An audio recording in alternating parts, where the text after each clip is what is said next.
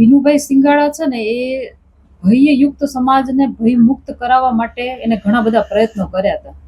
તો આજે ક્યાંક ને ક્યાંક ગોંડલમાં ફરી પાછો એવું કહેવાય ને માહોલ દેખાય. જો કે વર્ષોથી આ માહોલ ચાલતો આવે છે, પણ અમને ક્યાંક એવું લાગે છે કે જે કંઈ પણ હમણાં થોડા સમયમાં જે કંઈ પણ ઘટનાઓ બની એ ઘટનાઓને લઈને અમને એવું લાગે છે કે ફરી પાછો એક વખત આ મુહિમને ઉપાડવી પડશે.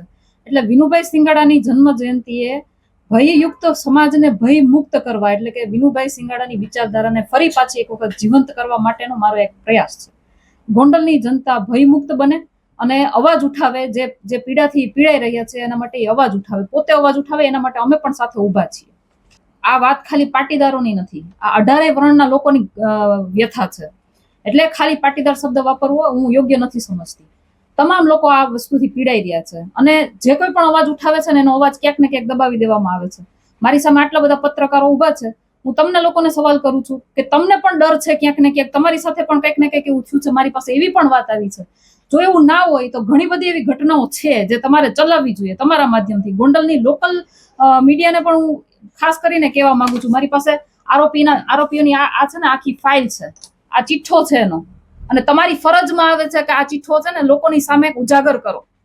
આમાં એની તમામ કુંડળી છે અને એમાં કેટલા બધા કેસ હું તમને ગણીને બતાવું. 15 થી 16 વર્ષની ઉંમરે એક સગીર વયના બાળક નું એને હત્યા કરી નાખી હતી ₹1.25 ટિકિટ માટે. એના પછી પીએસઆઈ ચાવડાની હત્યા કરી નાખી, અધિકારી લેવલના માણસની હત્યા કરી નાખી, જયંતિભાઈ વાડોદરિયાની હત્યા કરી નાખી, નિલેશભાઈ રૈયાણીની હત્યા, વિનુભાઈ સિંગાડાની હત્યા, ગોવિંદભાઈ દેસાઈને છરી વડે એને હુમલો કર્યો હતો, પોપટલાખા સોરઠિયા ચાલુ ધારાસભ્યની હત્યા કરી નાખી, વલ્લભભાઈ આરોગ્ય મંત્રી હતા એમની હત્યા થઈ, રાજકુમાર જાટ હમણાંનો નવો કેસ તમને બધાને ખબર છે. અને તમે તમારો અધિકાર છે, તમારી ફરજ છે કે તમે એને પૂછો કે આમાં જે મિસિંગ ફૂટેજ છે એ ક્યાં છે. પોલીસ તંત્રને પણ સવાલ કરો. જેવી રીતે અમારી પાસે આવો છો સવાલ કરવા માટે, એવી રીતે તમે પોલીસ તંત્રને, ન્યાય તંત્રને બધાને સવાલ કરો, સરકારને સવાલ કરો. એના પછી આશીષભાઈ કુંજડિયા, એની ઉપર હત્યાનો પ્રયાસ થયો હતો. રાજુભાઈ સોલંકી, જુનાગઢ જે દલિત સમાજના છોકરા ઉપર જે કઈ વીતી હતી તમને બધાને ખબર છે ને. અત્યારે એ સમાજ પરિવાર ઉપર ક્યાંક ને ક્યાંક ગંભીર કલમો લગાડી અને એને કનડગત કરવામાં આવી રહ્યા છે. પછી દેવ સાટોડિયા, હમણાં પાટીદાર સમાજના દીકરા ઉપર જે કઈ પણ હુમલો કરવામાં આવ્યો, 17 વર્ષનો છોકરો હતો સાહેબ. અને નાની એવી ઘટના જે મારે એના ફાધર સાથે વાત થઈ હતી, એના પપ્પાએ મને કીધું હતું કે ભાઈ નાની એવી ઘટના, મારો દીકરો રાજકોટથી રિટર્ન થતો હતો અને રસ્તામાં વાત કરતા કરતા જતો હતો, બાજુમાં ઉભેલા છોકરાને એવું થયું કે ભાઈ મારી વાત કરે છે, એમાંથી માથાકૂટ થઈ, છોકરાએ સોરી કહી દીધું, છતાં પણ એની ઉપર હુમલો કરવામાં આવ્યો. આ શું દેખાડવા, આ લોકો શું ચિતરવા માંગે છે કે તમે લોકો અમારા ભયમાં જ જીવો, અમારી સામે જરાય પણ પડવાની કોશિશ કરશો અથવા તો અન્ય સામે અવાજ ઉઠાવવાની કોશિશ કરશો તો તમારો આ જ હાલ થવાનો છે. આ તો ઠીક છે કે એના મમ્મી પપ્પા આડે આવ્યા, બાકી છોકરાનું પણ મૃત્યુ જ થવાનું હતું. ધમકીઓ અપાઈ ગઈ હતી કે તને મારી નાખશું અમે, અને છતાં પણ આટલું સહન કરવાની શું જરૂર છે, મને એ નથી સમજ પડતી. કેવા માંગુ છું ખાસ કરીને જે અલ્પેશભાઈ કીધું 30 વર્ષ સુધી કોઈ પણ પટેલે કે કોઈ પણ આ જગ્યાએ ધારાસભ્ય ટિકિટ માંગવાની. જો મને એ નથી સમજાતું કે એને કયા વેથી કીધું, પણ અલ્પેશભાઈ જે કઈ પણ હોય એ પોતાની જાતના સમાજના આગેવાન માનતા હોય ને, તો મારું એને એટલું જ કહેવાનું છે કે જયારે સમાજનો દીકરો ત્યાં છે ને લાકડીયું ખાતો હતો ને, તો સમાજના દીકરાની હારે ઉભવાનું હતું, નહીં કે કોઈને બાપ બનાવીને તમારા સમાજને કહેવાય ને સમાજની દલાલી કરવાની હતી. એટલે અલ્પેશભાઈ ડોલરિયાને હું એટલું જ કહું, સમાજના આગેવાન બનવાની કોશિશ કરો, માં કોઈ તમને સમાજનું આગેવાન નથી ગણતું.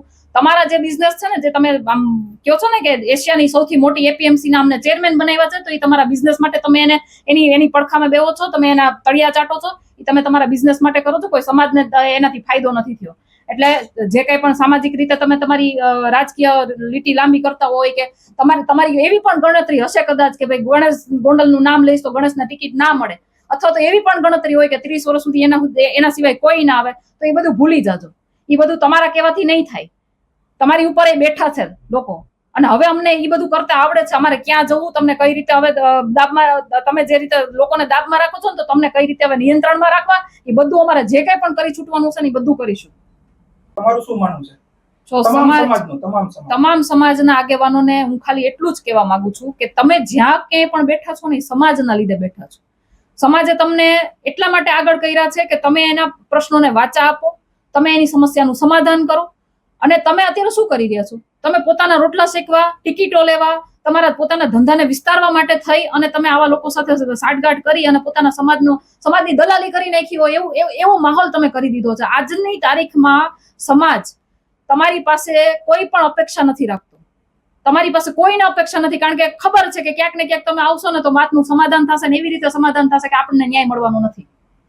અને આજે એટલા માટે અમારે લોકોને, અમારા જેવા યુવાનોને, મારા જેવી મહિલાઓને આજે ઉતરવું પડે છે, મેદાનમાં ઉતરવું પડે છે. અને એનું રીઝન ક્યાંક ને ક્યાંક આવું છે કે અમારા સમાજના આગેવાનો નથી સમજી શકતા કે લોકોની પીડા શું છે. એને પોતાના ઘર ભરવામાં, પોતાના બિઝનેસને ફેલાવવામાં જ ઇન્ટરેસ્ટ છે. એટલે હું સમાજના આગેવાનોને પણ કહું છું તમારા માધ્યમથી કે સમાજ માટે જે કંઈ પણ તમારે કરવાનું છે ને, તમારી ફરજમાં આવે છે ને, બધું કરવા માંડજો. બાકી જે રીતે તમને ઉપર ચડાવ્યા છે ને એવી રીતે નીચે પાડતા પણ અમને આવડે છે. તો હું એટલા માટે તો અહીંયા ગોંડલની ધરતી ઉપર આવી છું કે જે સક્ષમ છે. અહીંયા ગોંડલનો એક મોટો પ્રશ્ન એ પણ છે કે નાના નાના ખેડૂતોની જમીનો હડપી લેવામાં આવે છે. જે ભાવ, જે કહેતા હોય ને જિલ્લા પ્રમુખ વારે વારે માઇકમાંથી બોલે છે કે ગોંડલની જમીનનો ભાવ આટલો બધો વધી ગયો છે, કોના લીધે વધ્યો છે, એ બધું મોટેથી બરાડા પાડીને કહેવામાં આવે છે. પણ એ ભાવ ખરેખર ખેડૂતને મળે છે? એ જમીન માલિકને મળે છે? એ ભાવ ક્યાંક ને ક્યાંક પોતાના ખીચામાં જાય છે. ખેડૂતો પાસેથી સસ્તા ભાવની જમીનો લઈને બહાર બીજે વધારે ભાવમાં કરોડો રૂપિયાની કટકીઓ થાય છે. તો આજે મારે એટલું જ કેવું છે કે જે લોકો પાસે સગવડ છે એ લોકો સસ્તા ભાવમાં પણ જમીનો વેચી અને બહાર સ્થાયી થઈ જશે. પણ જેની પાસે સગવડ નથી એવો નાનો ખેડૂત ક્યાં જશે? એને તો આ ન છૂટકે ગોંડલની અંદર રહેવાનું છે. કાલ સવારે ઉઠીને, હવે તો ગોંડલની પરિસ્થિતિ એવી થઈ ગઈ છે કે તમે બહાર જઈને કોઈ એમ કહે ને કે મારા દીકરાના મેરેજ કરવાના છે તો કે પૂછે છે ક્યાં રહ્યો છો ભાઈ? ગોંડલમાં. મારે નથી દીકરી. આવી પરિસ્થિતિ છે. તો આવી પરિસ્થિતિમાં ક્યાં સુધી જીવશો? અને હું એમ કહું છું કે રોજ મરીને જીવવું એના કરતા અવાજ ઉઠાવો.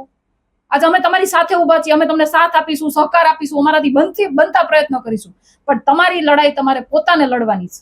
ક્યાં સુધી ડરીને? મેં અત્યારે ઘણા બધા લોકો મારી સાથે આવ્યા, ઘણા બધા લોકો મને મળ્યા. ક્યાંક ને ક્યાંક એમાં ડરનો માહોલ છે કે બેન અમે કેસ કરશું, અમે કાયદાકીય રીતે જાશું તો અમને પતાવી દેવામાં આવશે.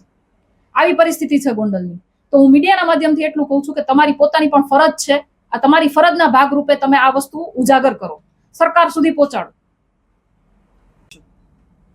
કોઈ પણ સમાજ છે એ બે રીતે વ્યક્તિ સાથે જોડાયેલો હોય, એક પ્રેમથી અને બીજું ધમકી. એટલે કે તો ગોંડલનો જે સમાજ છે, ગોંડલ તાલુકો, એ તમારા દ્રષ્ટિએ પ્રેમથી છે કે દાબથી? તમે પત્રકાર છો, મારી પાસે વાત આવી છે તો તમારી પાસે આવી હશે. તો આજે હું તમને પૂછવા માંગુ છું કે ગોંડલની અંદર જ્યારે ઇલેક્શન આવે છે તો ઇલેક્શનમાં ગેરરીતિ નથી થતી? કાળી ગાડીઓ, નંબર પ્લેટ વગરની ગાડીઓ આવી અને બૂથ કંટ્રોલ નથી કરતી? આજે હું તમને પૂછવા માંગુ છું કે અહીંયાના મતદારો ખાલી આંગળીમાં સાઈનો ટીકો લગાવી સાઈન કરીને નીકળી નથી જતા? એને બટન દબાવવાનો અધિકાર છે? તો આ ડરની જ રાજનીતિ છે ને? આ કઈ રાજનીતિ છે તો પછી? ઓકે બેન, ડરની રાજનીતિ ગોંડલમાં ફેલાવી કોણે? એનું ઉદ્ભવ સ્થાન તો મેન પટેલ જ છે. હું એના માટે પણ કહેવા માંગુ છું કે જે કંઈ પણ બન્યું, ઘટના બની, એમાં જયંતિભાઈ ઢોલ કે જેને જયરાજને આગળ કર્યો, એને ખભા ઉપર બેસાડીને એને આગેવાન બનાવ્યો, અને એ જ જયંતિભાઈનું અત્યારે શું હાલત છે એ તમને બધાને ખબર છે. અને આ માધ્યમથી હું અલ્પેશ ઢોલરિયાને પણ કહેવા માંગુ છું કે તારો ઉપયોગ થઈને ફેંકાઈ જ જઈશ તું. તારે વધારે કઈ એમાં લાંબુ નથી ટકવાનું. એટલે સમજી વિચારી કોને મદદ કરવી, શું કરવું, શું નહીં, તમારું આગળનું ભવિષ્ય શું છે, તમારા છોકરાઓ આ બધું સહન કરી શકશે કે નહીં? આ ગુલામી જે તમે સહન કરી રહ્યા છો એ તમારા છોકરાઓ સહન કરી શકશે કે નહીં? અને બીજું કે આપણી છેલ્લી પેઢી એવી છે કે જે આની સામે લડી શકશે. હવે પછીની પેઢીમાં એ તાકાત નથી, કારણ કે આપણે ક્યાંક ને ક્યાંક એને દબાવીને રાખી છે કે બેટા આ નથી કરવાનું, આ કરીશ તો આવું થશે. તો આપણી છેલ્લી પેઢી છે ને, છેલ્લો પ્રયાસ, જો આમાં તમે સફળ નહીં જાઓ તો આખી જિંદગી તમારે નહીં, તમારી 7 પેઢીઓ સુધી તમારે આ જ રીતે ગુલામી કરવાની છે, કારણ કે એ તો 30 વર્ષનું ભવિષ્ય નક્કી કરીને બેઠા છે. બેનજી, કોઈ પણ સમાજનો ગુનેગાર હોય તો એની સામે કડક હાથે કાર્યવાહી લેવામાં આવે છે. તો ગોંડલ વિશે આપનું શું કહેવાનું? જો ભાઈ, આરોપી છે ને કોઈ સમાજનો નથી હોતો, આરોપીનું કોઈ ધર્મ નથી હોતો. આરોપી હોય છે, કોઈ પણ સમાજનો હોય.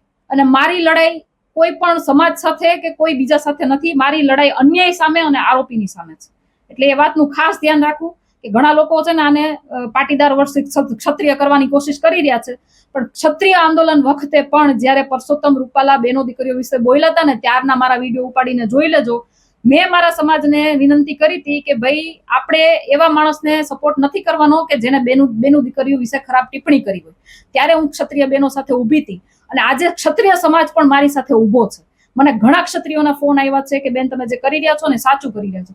એટલે આ કોઈ પીડા છે ને કોઈ એક બે સમાજની નથી, આ 18 વર્ણની પીડા છે અને આ 18 વર્ણની પીડા આપણે સાથે મળીને સોલ્વ કરવાની છે. છેલ્લો પ્રશ્ન, આપણે 7 એપ્રિલે જે મૂર્તિ અનાવરણ માટે જાહેરાત કરેલી હતી એમાં હવે દડવાથી કરશો તો પછી રાજકોટ જિલ્લામાંથી આપ ચાલુ કરશો? આપણો રોડ મેપ શું છે તમારો? મેં 7 એપ્રિલે જ્યારે જાહેરાત કરી ને ત્યારે હજારો લોકો મારી સાથે જોડાણા હતા. 7 એપ્રિલે મારો એકનો વિચાર હતો, આજે હજારો લોકોનો વિચાર છે, લાખો લોકોનો વિચાર છે. મને આખા ગુજરાતમાંથી એ બાબતે ફોન આવે છે કે અમે તમારી સાથે છીએ. તો હવે પછીની જે કંઈ પણ રણનીતિ હશે એ અમે સાથે બેસી કમિટી બનાવી અને મીટિંગ કરી અને પછી આગળ આપણા માધ્યમથી આપને જણાવીશું. દરેક ઇલેક્શન વખતે જે રાજકારણ ગરમાય છે એ વિશે આપનું શું કહેવાનું? અત્યારે કયું ઇલેક્શન છે? અત્યારે ઇલેક્શન નથી, પણ ગોંડલમાં રાજનીતિ દરેક વખતે રાજનીતિ ઇલેક્શન વખતે દરેક જગ્યાએ ગરમાતી હોય. જેમ ચૂંટણી નજીક આવતી ગોંડલમાં અધિક ગરમા હોય છે દર વખતે. વાત તમારી સાચી છે, પણ અત્યારે કયું ઇલેક્શન છે? લોકોની મનમાં માનસિકતા બેસાડી દેવામાં આવી છે કે લોકો કઈ મુદ્દાને લઈને નીકળે છે ને તો આજુબાજુમાં કંઈક ઇલેક્શન આવતું હોય. પણ આજે હું તમને કહું છું કે આજ કોઈ ઇલેક્શન આવતું નથી, છતાં પણ અમે તમારા હક માટે નીકળ્યા છીએ. અમને કોઈ એવો શોખ નથી કે તમારો ઉપયોગ કરીને અમે ઇલેક્શનમાં ઉભા રહી જઈએ. કોઈ જ ઇલેક્શન નથી, છતાં પણ તમારા હક માટે નીકળ્યા છે. કારણ કે નાના છોકરાઓ ઉપર અત્યાચારો થવા માંડ્યા. 17 વર્ષના છોકરાને લાઠીચાર્જ થાય, એના તમે ફોટા તો જુઓ, એના બાપની એના માની એની શું હાલત હશે એ તો તમે જુઓ. રાજકુમાર જાટની ઘટના જુઓ, એ દીકરો બિચારો એને મરી ગયો, એના પરિવારની શું ઘટના પરિસ્થિતિ હશે, એની મનોસ્થિતિ શું હશે એ તો તમે વિચારો. કાલ સવારે એ ઘા તમારા ઘરે ન આવે એટલા માટે અમે આ લડી રહ્યા છીએ. અને આજે આ ગોંડલની ઘટના છે. ગોંડલમાં જો તમે સહન કરશો, કાલ સવારે તમને સગવડ મળશે તો તમે ગોંડલની બહાર પણ નીકળી જશો. શું જ્યાં જશો ત્યાં આવી ઘટનાઓ નહીં બને એનું શું ખાતરી? તો જ્યાં રહ્યો છો, જ્યાં તમારી કર્મભૂમિ છે, જ્યાં જન્મભૂમિ છે, ત્યાંથી જ તમે હકની માંગણી શું કામ ના કરી શકો? ત્યાંથી જ તમે અવાજ કેમ ના ઉઠાવી શકો? બેન, ગોંડલમાં આગામી આપના કાર્યક્રમો શું છે? ગોંડલની અંદર આગામી કાર્યક્રમોમાં અમે બધા જે મેં કીધું અમે બધા નક્કી કરીશું. અને જેવી રીતે વિનુભાઈ સિંગાડાની મૂર્તિનું અમે વાત કરી એવી રીતે પોપટભાઈ લાખાભાઈ સોરઠિયાની મૂર્તિ વિશે પણ આગળની રણનીતિ છે અમારી. એટલે કોઈ એવું ના વિચારતા, ગોંડલની રાજનીતિ એવી છે કે ફલાણાને ટાર્ગેટ કરે છે ને એટલે ફલાણાના માણસ હશે, ફલાણાને ટાર્ગેટ કરે તો ફલાણાને મળે. અમે કોઈના માણસ નથી. પેરેલલ બે માણસ જે કોઈ આરોપી છે, બે છે કે જેટલા પણ છે એટલા બધાના આરોપીની સામે લડવાના છીએ અને એ લોકોને સાબિત કરીને દેખાડવાના છીએ કે તમે લોકોએ ખૂન કરી નાખ્યું, એ લોકો અમારી સાથે નથી, પણ એ અમારા વિચારોમાં, અમારા દિલમાં, અમારા મગજમાં છે. એટલે તમને આખી જિંદગી હવે તમે જીવશો ને ત્યાં સુધી તમે યાદ રાખશો કે તમે શું ભૂલો કરી છે.